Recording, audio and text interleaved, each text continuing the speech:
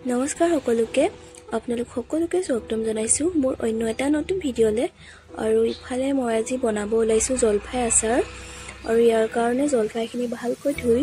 মই ইফালে নিমখ অকণমান দি বইল কৰি ললো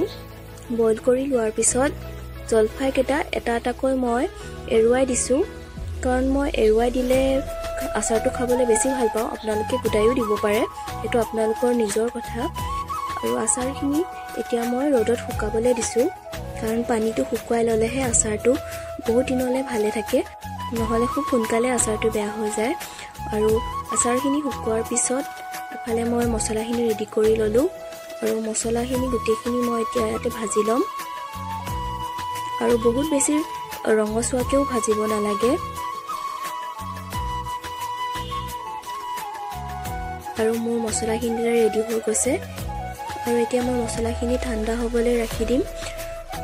আৰু তেতিয়ালে মই ইফালে কেৰাহীত তেল গৰম হ'বলৈ পাতি দিলো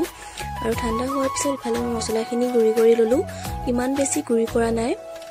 যেনেকৈ আমি খুন্দনাত খুন্দিলে গুৰা হয় ঠিক তেনেদৰে কৰি লৈছো আৰু ইফালে সকলোখিনি দিয়াৰ পিছত আমাৰ আচাৰ ৰেডি হৈ গ'ল